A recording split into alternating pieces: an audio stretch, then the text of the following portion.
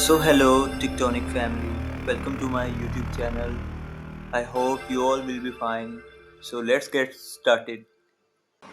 सो जिस तरह के आपको आज इस वीडियो के टाइटल को देख के पता लग रहा होगा कि हमने आज किस चीज़ के बारे में डिस्कशन करनी है।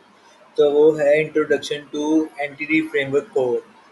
ये बिगनर लेवल पे जो बंदा ये वीडियो देख रहा है उसको ये देख के अंदाज़ा हो जाएगा कि आज हमने एंटिटी फ्रेमवर्क के बेसिक्स के बारे में हमने देखना है कि एंटिटी फ्रेमवर्क होता क्या है और ये क्यों इतना ज़्यादा इंटरेक्टिव और यूज़फुल है आज की मॉडर्न वेब डेवलपमेंट में।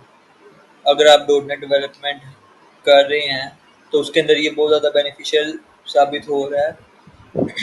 लेकिन इससे पहले हम अपनी पिछली वीडियो के बारे में डिस्कस कर लेते हैं थोड़ा सा कि हमने उसमें देखा था कि रेस्टफुल एपीआईज क्या होती हैं, वो क्यों ज़्यादा इतनी बेनिफिशियल है और यूज़फुल है, और उसको यूज़ करते हम एंटिटी फ्रेमवर्क के अंदर उसका क्या रोल है और हम कैसे इन चीज़ों की डेटाबेस के साथ कनेक्टिविटी करा सकते हैं यूजिंग एंटिटी फ्रेमवर्क को। तो शुरू करते हैं आज की इस वीडियो को। सो इंट्रोडक्शन है हमारे पास पहला पॉइंट कि एंटिटी फ्रेमवर्क होता क्या है। ये एक ORM है, मतलब कि ऑब्जेक्ट रिलेशनल मैपर है जो डॉट नेट को सपोर्ट देता है और ये माइक्रोसॉफ्ट का बनाया हुआ है जो कि हमें अलाउ करता है, मतलब एज ए डेवलपर को अलाउ करता है कि वो किस तरह इंटरेक्ट करे अपनी डेटाबेस को यूजिंग सी शार्प। अब हम डॉट नेट के काम कर रहे हैं तो हमें सी शार्प में ही ऑब्वियसली काम करना पड़ेगा, जो एक प्रोग्रामिंग लैंग्वेज है। ये सी शार्प के कोड को यूज़ करते हुए एंटिटी फ्रेमवर्क हमारी डेटाबेस के साथ कनेक्टिविटी को इन्हेंस करता है, उसको बहुत अच्छे तरीके से कनेक्ट करवाता है कि हमने किस तरह अपने डेटाबेस, अगर फॉर एग्जांपल एसक्यूएल हम यूज़ कर रहे हैं डॉट नेट के साथ, तो उसके अंदर हम एंटिटी फ्रेमवर्क को इंस्टॉल करते हैं अपने डॉट नेट के प्रोजेक्ट के अंदर। और फिर हम उसकी कनेक्टिविटी को, अगर फॉर एग्जांपल हम एसक्यूएल के साथ करवा रहे हैं तो हम एसक्यूएल के साथ कनेक्ट कराने के लिए कि वो किस तरह का मैपर बनाएगा, किस तरह के उसके कनेक्शन और रिलेशन, वो पूरा ए टू जी शो करवाता है। अगर आप इसको यूज़ कर रहे हो तो ये बहुत ज़्यादा बेनिफिशियल साबित होता है। फिर मतलब कि main motive entity framework code का यही है कि ये हमारी डेटाबेस कोई भी हम यूज़ कर रहे हैं उसकी कनेक्टिविटी को इन्हेंस करता है, और जो कम्प्लेक्सिटी हम वैसे फेस करते हैं अगर हम बाय डिफ़ॉल्ट अलग से हम उसको कनेक्ट कराना चाह रहे हो, तो ये उससे बेहतर है कि ये पूरा का पूरा एक ORM हमें बना के दे देता है। और फिर इसके बाद बात आती है कि क्यों हम एंटिटी फ्रेमवर्क यूज़ करें, क्योंकि ये बहुत ज़्यादा सिंपल है, स्ट्रेट फॉरवर्ड है, जिसे हम कह सकते हैं स्ट्रेट फॉरवर्ड है कि उसने हमें सिंपली डेटाबेस को किस तरह हमने इंटरेक्ट करना है अब हमारे एसक्यूएल के साथ। अगर हम एसक्यूएल की बात करें तो एसक्यूएल का हमने किस तरह हमने उसको करना है, और वो पूरा एक मैप ऑब्जेक्ट ओरिएंटेड प्रोग्रामिंग को यूज़ करते हैं। हमारा फोकस मेन इसको ही रहेगा कि हमने किस तरह अपने डेटाबेस के साथ कनेक्टिविटी करनी है। ठीक है, उसके बाद इसमें इसकी अप्रोचेज आ जाती हैं। तो हमारे पास इसको यूज़ करते हुए दो अप्रोचेज होती हैं, एक होती है कोड फर्स्ट अप्रोच और दूसरी होती है डेटाबेस फर्स्ट अप्रोच। अब हम इन अप्रोचेज के बारे में थोड़ी डिटेल में बात करते हैं कि कोड फर्स्ट क्या है और डेटाबेस फर्स्ट क्या है।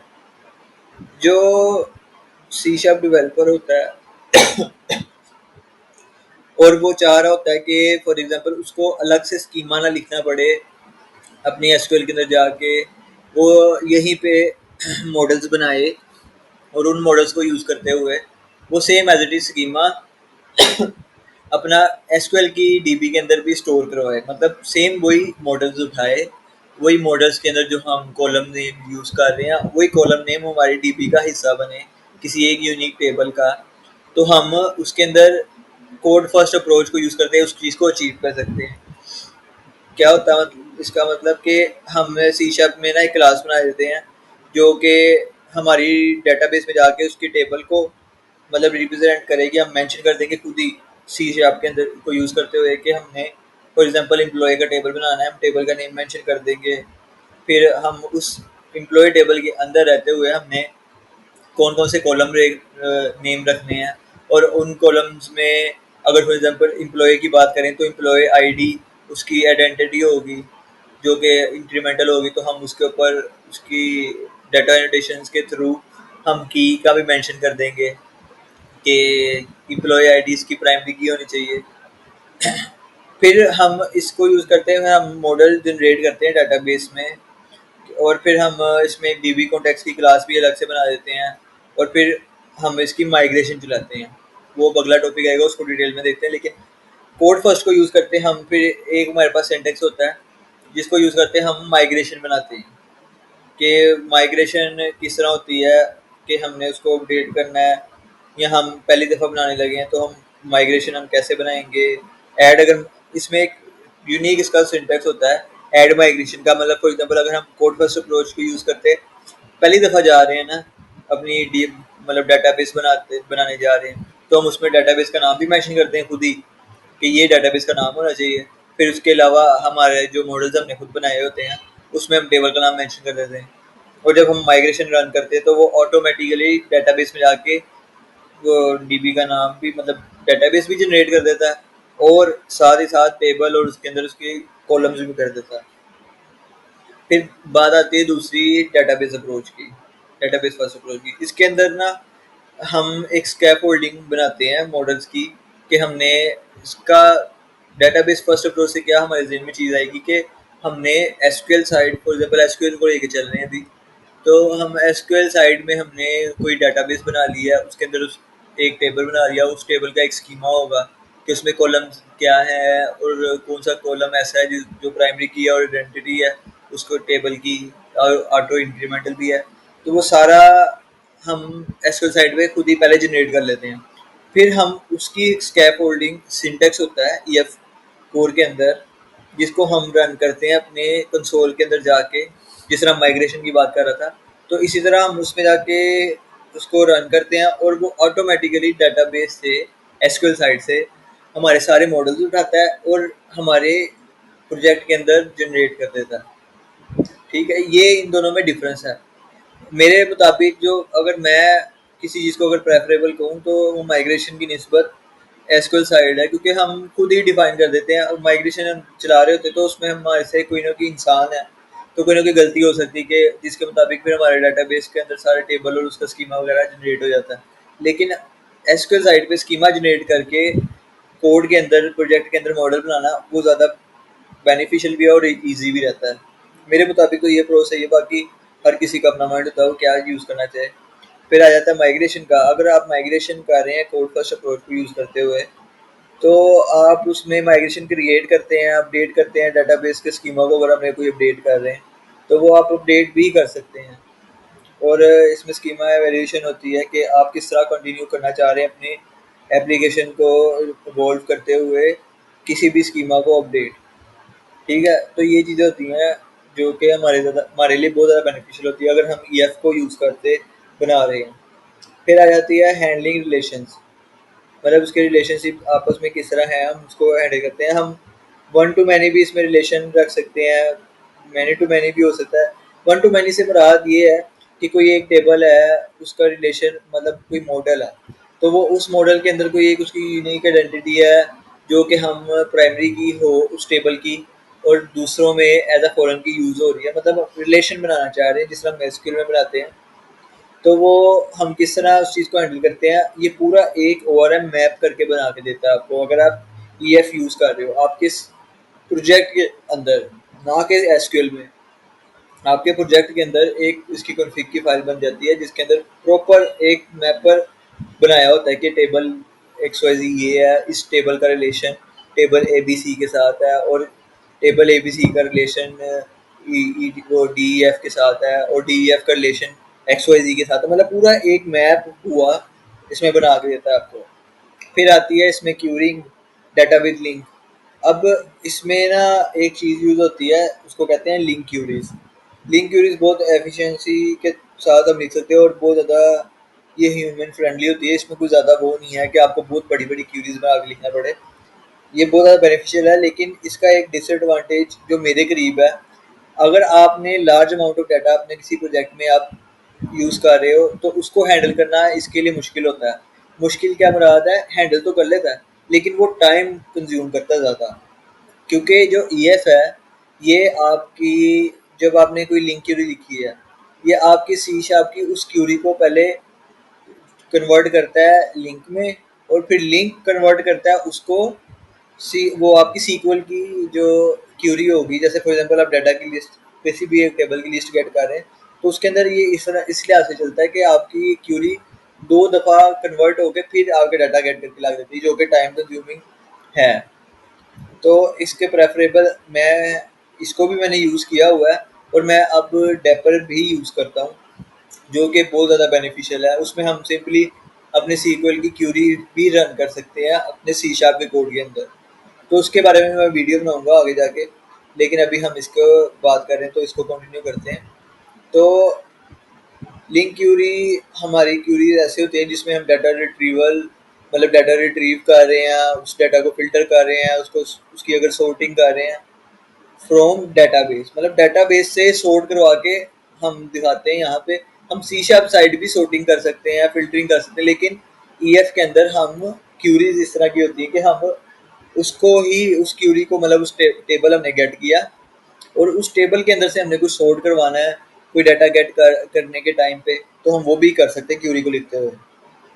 और दूसरी एक चीज़ इसमें आ जाती है ईगर और लेजी लोडिंग।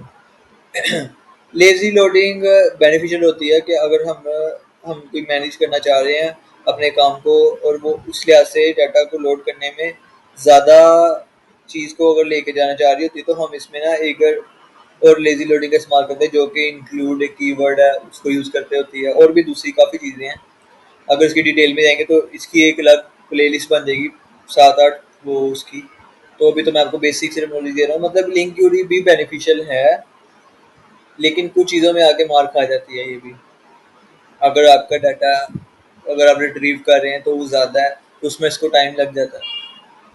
फिर उसके बाद आ जाता है डेटाबेस प्रोवाइडर्स। अब मल्टीपल डेटाबेस की ऑप्शन होती है जिसको यूज़ करते हैं हम, ईएफ हमें सपोर्ट देता है। एक तो सीक्वल जिसकी बात कर रहा हूँ मैं, उसके अलावा हमारे पास सीक्वल लाइट होती है और माई सीक्वल होती है, और भी कुछ हैं जिनके यूज़ करते हुए ना हम अपने वो काम को चला सकते हैं ईएफ को यूज़ करते हुए। मतलब कि हम कनेक्शन स्ट्रिंग होती है इसमें कोर के अंदर, ये सारी चीज़ें ASP डॉट नेट कोर के अंदर आप यूज़ करते हैं। मतलब ईएफ भी अगर आप यूज़ कर रहे हैं ना, तो आप एक स्पेसिफिक कनेक्शन स्ट्रिंग दे देते हैं।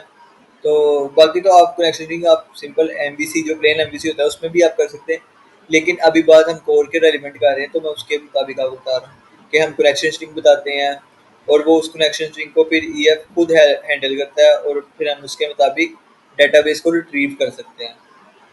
फिर आ जाती है बात डेटाबेस सीडिंग की। अब सीडिंग क्या होता है? अब ये एक तरीका होता है कि एक प्री पॉपुलेटेड डेटाबेस को हम उसके अंदर यूज़ करते हुए इनिशियलाइज करते हैं डाटा को। मतलब कि हम बता देते हैं कि ये एक मेथड है जो कि डीबी कॉन्टेक्स्ट की एक क्लास होगी, उसको यूज़ करते हैं। हम उसमें देख लेते हैं कि अगर तो उसमें डाटा है, इनिशियलाइज कराने से पहले हम चेक कर लेते हैं। उसके लिए एक वो कीवर्ड यूज़ होता है has data in the own model creating, मतलब एक मॉडल क्रिएट हो रहा होता है, तो उसके अंदर हम यूज़ करते हुए किस तरह हम उस डेटाबेस की सीडिंग कर सकते हैं। मतलब कि एक कॉन्टेक्स्ट क्लास है, उसको रीपॉपुलेट करवाना चाह रहे हैं, तो हम किस तरह उस चीज़ को हैंडल कर सकते हैं। फिर बात आ जाती है इसके प्रोज एंड कॉन्स की। तो जैसे कि मैंने आपको मेंशन किया है, इसके बेनिफिट्स हैं, इसकी एब्स्ट्रैक्शन सीक्वल को यूज़ करते और इजी टू इंटीग्रेट होता है अगर सीक्वल की बात करें तो उसके साथ डॉट नेट की एप्लीकेशन के अंदर, और इसकी डेवलपमेंट भी ईजी है। और फिर अगर बात करें इसकी कॉन्स की, तो ये इसकी डाउन साइड है जो मैंने आपको जैसे बताया था कि इसकी परफॉर्मेंस, और इसके अंदर कुछ वो कॉम्प्लेक्स क्यूरीज हम इस तरह के लिखते हैं जिसकी वजह से इसके अंदर लिमिटेशन आ जाती हैं, जो कि जैसे मैंने आपको पहले एग्जांपल दी थी डेपर की और इसके अंदर डिफरेंस की, कि जब कोई डाटा रिट्रीवल अगर हमारे पास ज़्यादा है, जिसके मुताबिक मतलब हम ज़्यादा डाटा अगर कोई गेट करना चाह रहे हैं, तो उसके मुताबिक इसमें थोड़ा लोड पड़ सकता है। अगर डाटा नॉर्मल है, कोई ज़्यादा आपका डाटा नहीं है, तो फिर उसके लिए तो ये बहुत बेहतर चीज़ है और इजी भी है, इजी टू अंडरस्टैंड भी है, इजी टू राइट भी है कोड में। लेकिन अगर उस चीज़ को देखा जाए, अगर डाटा रिट्रीवल ज़्यादा आपका है या इंसर्शन आपकी ज़्यादा है, बहुत बड़े लेवल पे है, तो फिर उस चीज़ में इश्यूज कर सकती है। तो ये था हमारी आज की वीडियो का इंट्रोडक्शन कि एंटिटी फ्रेमवर्क होता क्या है। इंशाल्लाह अगली वीडियो मैं इस पे बनाऊंगा जिसमें मैं एडवांस लेवल बताऊंगा कि एडवांस लेवल एंटिटी फ्रेमवर्क में क्या होता है और इसको यूज़ करते हम क्या क्या चीज़ें अटेन कर सकते हैं। तो इंशाल्लाह मिलते हैं फिर अपनी नेक्स्ट वीडियो में। तब तक के लिए अल्लाह हाफिज़। So don't forget to like, subscribe, and share. Thank you.